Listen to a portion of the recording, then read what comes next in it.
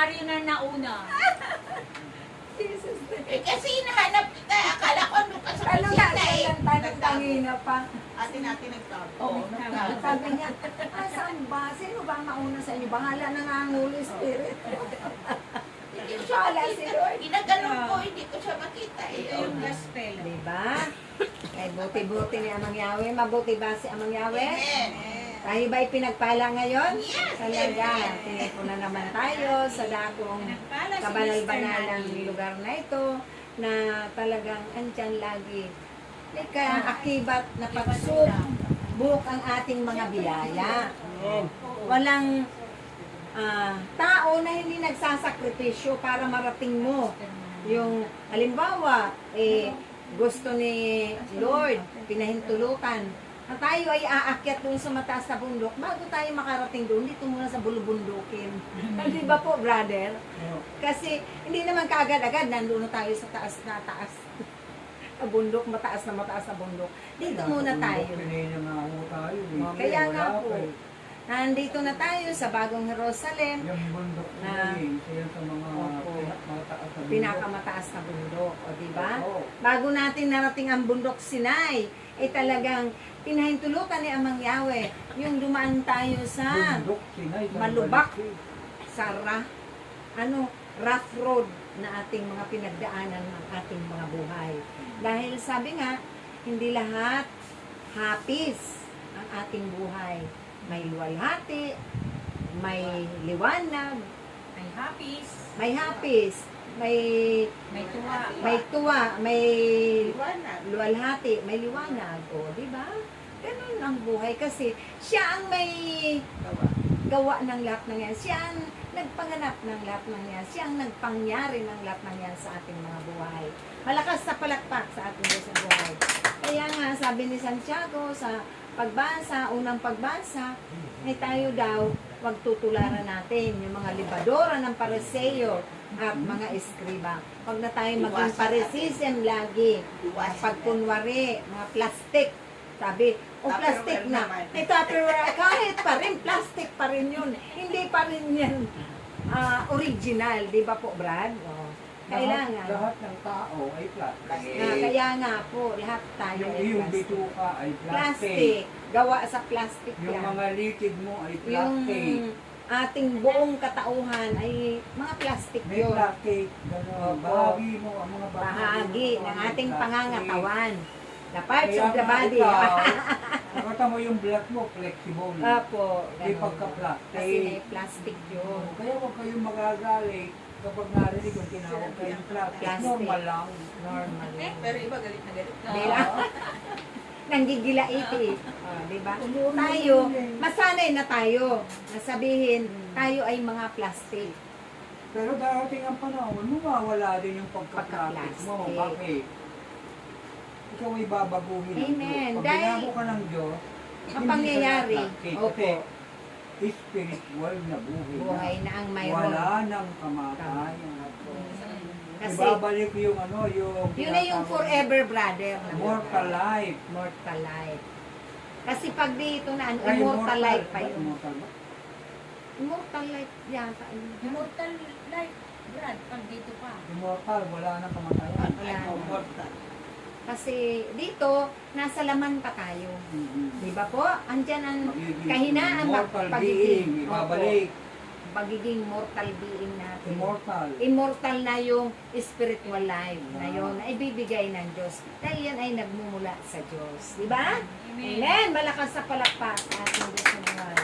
Kaya nga, po tayong lahat ay pagsumikapan natin, sanayin ang ating sarili at hingiin sa Diyos na masanay tayo sa mga bagay na nagmumula sa Kanya. Na huwag tayong magtaka. Alam ng Bakit? Diyos yun. Alam ng Diyos. Opo. Yung pagiging plastic mo. Opo. Alam niya yun kasi siya ang unang nakakaalam, di ba? Bago pa man tayo. Di ba po, Brad? Siya ang nakakaalam dahil siya ang may likha sa pamamagitan ng ating mga mahal na ina at Hindi tatay natin may sa mundo. tatago. Opo. Kasi kahit kailan, wala tayong maililihim sa Kanya. Tanungin mo lang eh. Talaga po. Kumain ka na ba? Oo. Ano sabihin niya? Sasagot po. Kumain na ako. Kahit hindi. Ganun yung Para si buhay bilang nasa daigdig pa tayo. Ano po, Brad? Oo, ang gawin na sa daigdig. Ganyan ang magiging buhay mo. Kaya ngayon, binabago ng Diyos. Oo, kasi Kaya kailangan magbago. para tayo ay maging karapat-dapat sa Kanya. Amen? Malakas na palakpak sa ating Diyos sa buhay. At yung mga pamamaraan ng Diyos ay hindi natin kaya yan bilang tao. Pero kung yan ay ibibigay niya sa atin o ipagkakatiwala niya sa atin tulad ng mga kapangyarihan, magagawa din natin yung ginawa ng ating Panginoong Hesus Kristo. Amen? 10 ng kanyang mga alagad. Dahil may kapangyarihan na rin katulad ng ating mga kamay, ng ating mga bibig. Kaya pakaiingat tayo kung tayo ay tumanggap na ng mga kapangyarihan mula sa Espiritu Santo. Dapat ipakita po natin, unti-unti man, mahabang proseso man ng pagsasanay, pagbabago, mauunawaan tayo ng Diyos. Pero huwag tayo maging bingi at bulag sa katotohanan. Di ba po, Brad? Yes. Malakas na palakpak sa ating Diyos sa buhay. Kaya, wag po nating kalilimutan na tayo ay magdaranas ng mga pagsubok at mga suliranin sa buhay. Normal lang po yun. At sa kabila ng lahat ng yun, hindi natin alam yung ibibigay ng Diyos at inihanda niya, inilaan niya. Dahil bawat isa sa atin ay may inilaan siyang mga biyaya at pagpapala. Mahabang pagtitiis man yan. Sorpresa yun eh. Opo, kaya nga po, sabi Bigla may ka na lang sorpresa. magkakaroon ng bahay. Diba? Bigla ka na lang magkakaroon ng kotse. Bigla ka na lang magkakaroon ng trabaho. Talaga. Puro bigla yun. Puro nga Bigla ka sorpresa. magkakaroon ng apo. Puro nga sorpresa. Katulad ni Ate Nati. Kaya siya, Brad, bigla siyang Biglang mag-PPL. binigyan siya ng social pension ng 1,000 brad. ayuda. Di ba? Kasi Grabe, ah. masorpresa nga ang Diyos. Yun ang hindi natin alam kung ano ang mga plano niya. Bagamat tayo na may magaganda din tayong plano. Na tayo ay may magagandang plano rin sa ating mga buhay. Pero mas sigit pa pala doon yung napakagandang plano gusto ng Diyos para ibigay niya sa bawat isa sa atin. Amen? Malakas na palakpak sa ating Panginoon. Kaya sabi nga, kung tayo man ay dumaranas sa mga ganong pagsubok, ito ay hindi lamang natin pasalamatan. Huwag natin ipagwalang halaga o baliwalain ang mga pagsubok na yan. Akapin natin yan at tanggapin. Halik-halikan pa natin. Diba? Ganun daw po yun. Dahil ito minsan yung pamamaraan ng Diyos. Para tayo ay magising sa katotohanan. Kasi minsan tayo ay tutulog-tulog eh. Kahit na tinatawag na tayo ng Diyos, may ipinagagawa sa atin ng Diyos, hindi natin binibigyan pansin at pagpapahalaga. Pero yung pala, yung mga mahalagang bagay na dapat bigyan at paglaanan natin ng oras at panahon at pahalagahan. Dahil ito ang magiging kayamanan ng ating saling lahi na maipapamana natin sa kanila. Amen? Kita mo na kung plano mo mag-abroad, pangarap mo mag-abroad, kahit sa mga anak mo may maganda kang pangarap, kung hindi man natuloy yun, na ikaw ay nabigo, wag daw natin isasama ng loob dahil may mas higit pa na ibibigay ang Diyos at may higit pa na inilalaan siya para sa atin. Amen? Ganun kabuti at kadakila ang pagmamahal at pagpapahalaga ni Amang Yahweh sa bawat isa sa atin. Malakas na palakpak sa ating Diyos na buhay. Kaya nga ho kung tayo man sa ngayon, medyo kapos, hindi lamang sa pananalapi, tapos sa mga karunungan, katalinuhan, kaalaman, ay pasaan ba? Darating din ang araw na magiging sanay na tayo at maging bihasa na sa pagpapahayag ng kanyang mabuting balita.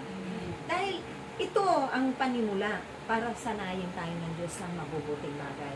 Para i-share din natin sa kanila. Patutuhanan natin, buhay na patotoo sa kanila na ating mga kapwa na ito ang aking pinagdaanan ng aming pamilya. Pero ito ako ngayon, may buhay pa, may hininga pa. Okay? Pagising pa lamang natin, magising tayo, himala na ng Diyos yan. Pero sabi nga dito sa Banal na Aklat, sa ating pagbasa ngayon, siguro ko nalito rin, brother, yung mga alagad nung panahon iyon. May kalituhan pa po ano po ang maitatawag natin doon. Una, kulang pa sila sa kaalaman din, at tunay nga na mahina pa sila sa mga bagay na ayun na kulang sa pag-unawa, kulang sa pag-aaral, kulang pa sa kapunuan. Ano po ba? Kasi nga, sabi nga ng ating Panginoon, Wala pa yung maestro, yung isang maestro. Kung andyan na yung isang maestro, yung Holy Spirit. Holy Spirit, hindi pa nila natanggap yun. Di kumpleto na po ano ba? Pauunawa. sa Yun na kanila. magpapaunawa at magiging gabay. May mga bagay kasi na mahirap talagang unawain. No? Hindi maaabot ng isipan mo. Yung karunungang makadiyos na tinatawag. Kasi iba yung karunungan makadiyos kaysa sa theory. Tikal. Di ba po, Brad? Kasi naranasan ko yan, kaya nga sabi ko kay brother, kakaiba pala talaga po. Pag yung aral ng ating Panginoon na itanim na sa puso mo, kahit pikit ka, kahit nananaginip ka, masasabi mo na yun talaga ang katotohanan. Ano po, brother? Kasi naitanim na, tumimo na, nasanay na yung isip mo, pinuno na ng Diyos. Hindi lang karunungan, kaalaman at yung mga bagay-bagay na kulang pa sa ating buhay. At siya lang talaga ang magbibigay o magkakaloob ng lahat ng iyan. Dahil sabi ko nga kay brother, talaga Brad, talagang naranasan ko. Ako, sabi nga ni brother, ang hirap mo turuan. Kasi nga, para bang iniisip ko, paano ba yun? Hindi naman ako nagtatanong, kini-question ko si Amang Yahweh, pero parang ang hirap. Pag sinabi mo palang mahirap, lalo na may kapangyarihan ang bibig mo, o diba? Kaya sasabihin mo lang, madali lang, magaan lang, Ama. At ako'y talagang pupunuin mo at hihingiin natin talaga yan. Ihingi natin ang awat na bag sa ating Panginoon. At lagi lamang tayo palang may malinis na puso at isipan. Dahil kung band-aid sayo, wala. Magiging luhaan tayo. Hindi tayo matututo. Maraming kulang-kulang sa buhay natin, sa ating paglilingkod. Mabablangko ka, magmamataas ka, ay naku, mahirap. Na, sasabihin mo po, kaya mo na. Hindi natin kaya ito. Ang magaling lang dito si Lord talaga. Ang marunong lamang dito si Lord. Pero kapag yan ay ibinigay sa atin, talagang yan ang sabi ko, ito na talaga Lord ang kayamanan ko. Kahit pa unti-unti lang. Talagang ganun ako. Na, brother, paano ba yun? Akala ko kakantakan pa lang ako dito. Sayaw-sayaw lang. Yung pala, magpapahayag ka. Sabi ko, paano kaya ako? Basa ako ng basa, hindi man masyadong pumapasok. Hindi naman pumapasok. May memoryahin mo, hindi pwede pala. Kailangan tumimo sa ating puso ang salita ng Diyos. Kailangan talagang memoryahin. Memoryado nga Kasi po, Brad. hindi yan titimo sa isip. Kung hindi memoryado. Hindi rin yan titimo sa puso. Pag hindi mo yan, Memoryado. minimorya. Pero ibig sabihin, Ngayon, isa lang kasabay. yun. Pangalawa, kailangan isabuhay mo. opo, yun. Pag isinabuhay mo yan, Pagsasabuhay. hindi mo na yan makakalimutan. Kasi kultura na. Opo. Kumbaga, naging kagawian mo na, Oo, kasanayan habit mo mo na. na yan. Habit, Galing. daily habit, growth daily Galing. habit. Di ba? Yun na yun. Kasi Papunta ka na sa makakasanayan na natin po habit. yun. Makakasanayan mo. Magiging daily habit na natin yan. Ito pala yun, maaalala na at ipapaalala ng Holy Spirit. So, di ba po, Brad? Kailangan memoryahin nyo. Kailangan sulat lang ng sulat Sulat lang ng sulat. Pag tayo doon na Para wala nang ka sa na. ganun, Pag wala ka pala, ito ang mga... iyan Oo, ang ayan. magiging Kaya matutunan kayamanan rin siya natin. dito sa bahay. At tunay na matutuwa ang Diyos. Dahil, hindi ganun kadali ang maging isang lingkod ng ating Panginoon. Pero, bagamat ganun man, datapwa, mga galak tayo. At hindi lamang ito karangalan natin na tayo ay isang tagapaglingkod at pinili ng Diyos. Ay lagi nating mapaparangalan ang banal na pangalan ng Diyos.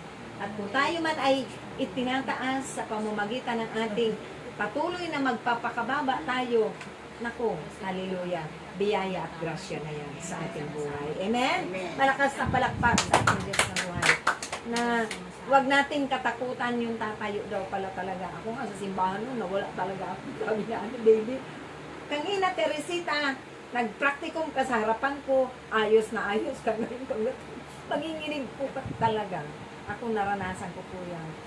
Talagang gusto ko nang umiyak. O nagtako yun sa simbahan pa naman din. Talagang Pag naano ganyan na, talaga. syempre nasasanay ka na, Pero, di ba, Brad? pag hiningi mo ng hiningi kay Lord ang lahat ng Sa umpisa, yan, syempre, makaawa talaga tayo. ganun talaga. Siyempre, wala namang, kaya nga tayo tinawag ng mga estudyante ang mangyawi kasi magsasanay tayo. Aral ang aral. Mag-aaral ng mag-aaral tayo, magre-research, magbabasa. Diba po, brother? Kasi yun ang pagiging estudyante natin. Pagiging alagad. Ay pagiging estudyanteng alagad Yun. ni Amang Yahweh. Dahil tayo ay sinasanay niya. Opo, hanggang sa unti-unti na tayo ay magiging sanay o bihasa na sa pagpapalaganap ng ating balita. Dahil talagang hindi biro. Marami kasing kahugan ang salita ng Diyos.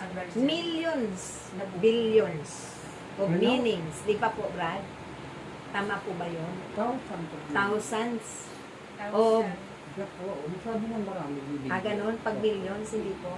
Thousands of meanings ang salita ng Diyos. Kasi Marami siyang kahulugan. marami siyang kahulugan ng isang salita. Maraming pakahulugan ang Diyos. Pero pwede rin video. Pero infinite kasi ang word of God. Ang salita ng Diyos ay infinite. Infinite. So, walang countless yan eh. Countless. Iba-iba ang dating lagi ng salita para sa mga tao. Countless. Kumbaga, iba-iba ang pinararating niya sa araw na yun. Iba rin ang mapapakinggan natin sa araw na yun. Di ba po, Brad? Kaya nga, kung hindi tayo makadalo sa isang araw, parang na-miss natin yung napakaraming biyaya. Amen? So, Ate, Benos, pasuyo po. Sa silong. Punta ka sa silong. Wala ka din naman, naglalakad lang naman siya eh.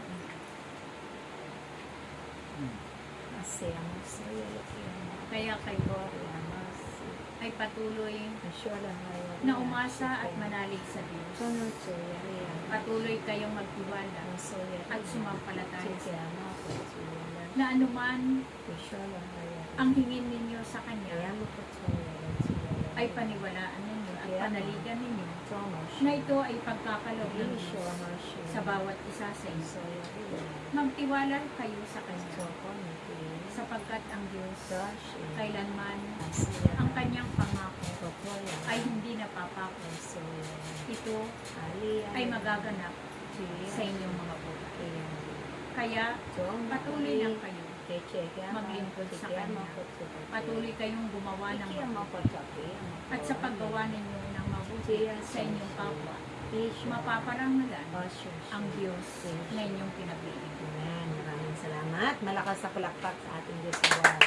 Kaya kahit nga yung mga alagad, araw-araw na nila kasama ang ating Panginoon. Di ba po, para silang nagtataka na yung himala na ginawa ng... Talagang magtataka ka. Kasi, iba naman siyempre yung karunungan sa sanglibutan. Ito yung makadiyos. Makadiyos. Opo. Talagang magtataka ka. Kasi bilang tao, di ba po, Brad? Tayo ay magtataka. Bakit may mga himala? Siyempre, ganun din po yung mga alagad nung kapanahunan iyon na nakakaligtaan nila yung himala na ginawa ng ating Panginoon na napakain Kung niya, nasaan ang himala, pag mayroong himala, nandun ang naroon Diyos. doon. Amen, di ba? Kaya kung walang himala, Ay, walang Diyos.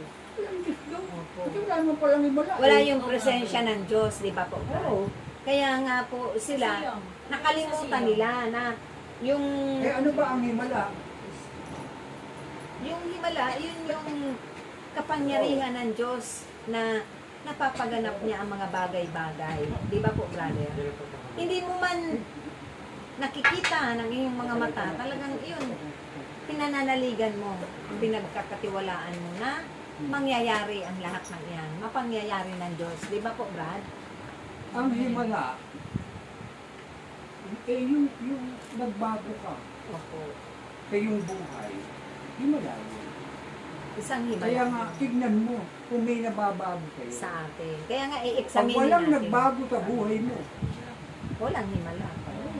Diba po? Walang wala sa'yo pagbabago. ang Diyos. Walang pagbabago eh. So, kapag mayroong pagbabago sa'yo, kagaya ninyo, dati, wala namang siyang speaking in tongue. Opo. O ngayon, may speaking in tongue ka na. Kayo ba hiningi yan?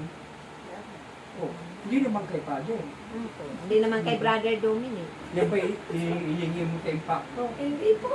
Hindi rin. O, alam mo naman yan kung kanino mo hiningi. Opo. Hindi ba? O, Kaya may himala. kaya himala. Kaya nga tinatawag ng Yung himala. nakita ko yung rosary na Rosary na umiilaw. umiilaw. O, himala. Himala.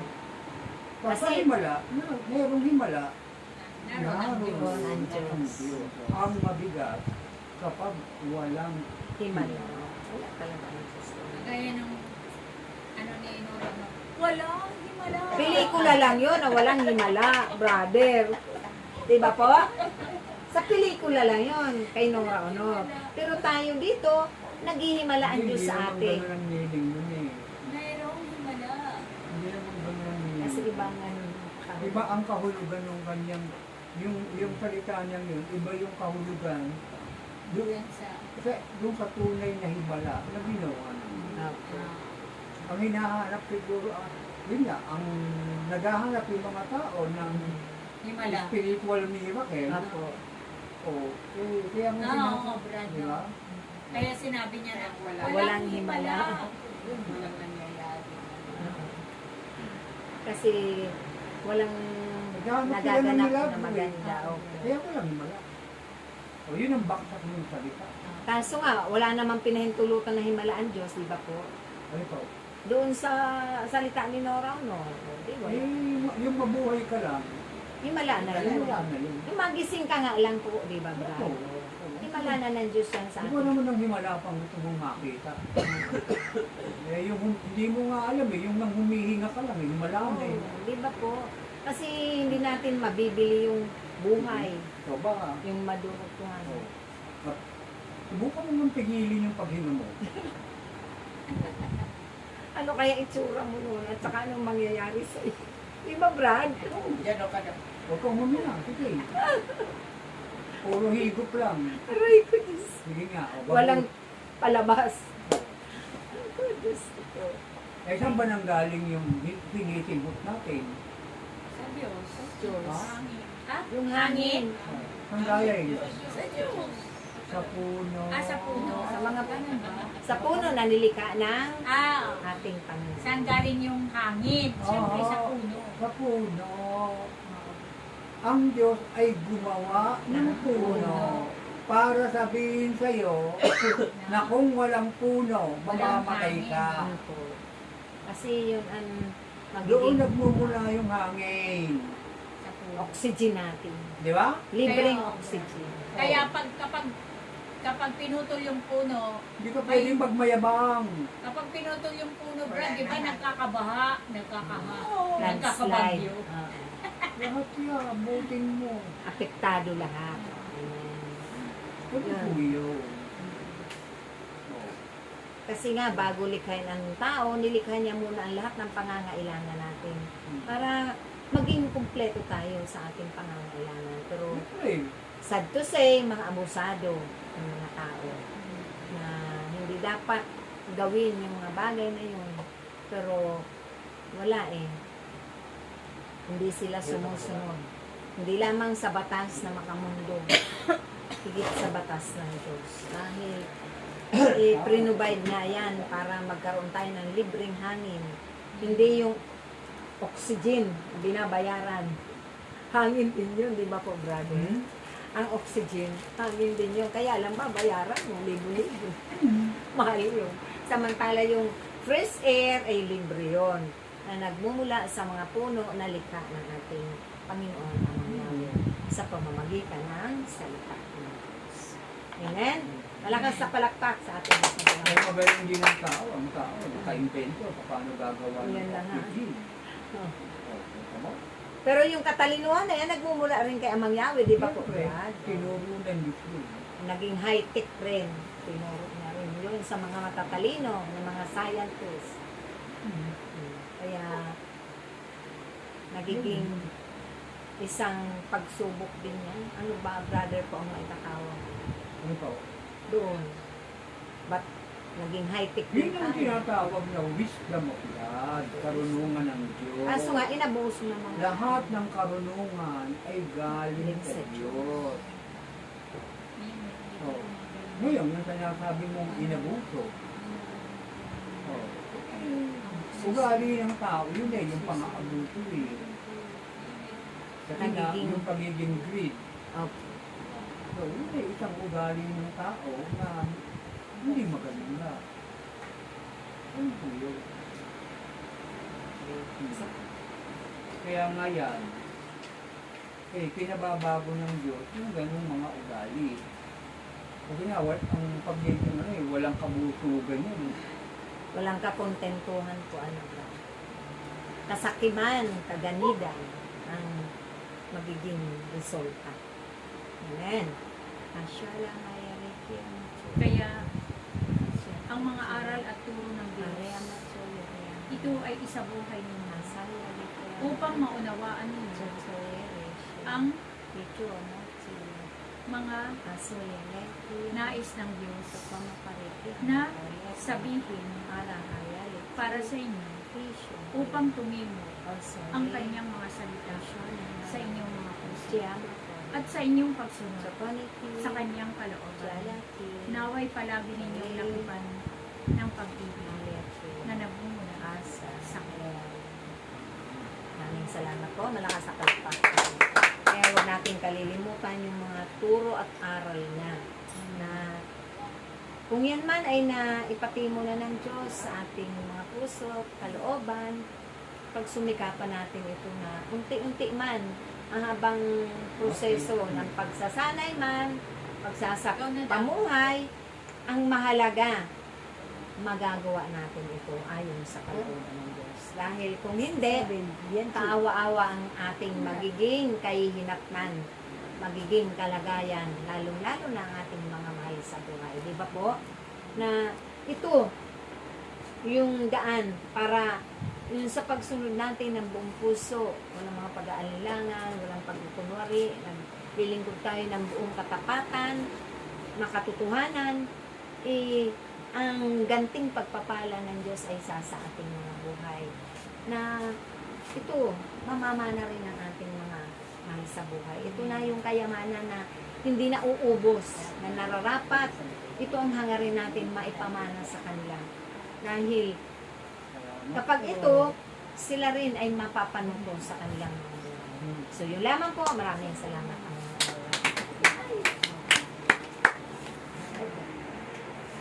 Lakpakan natin ang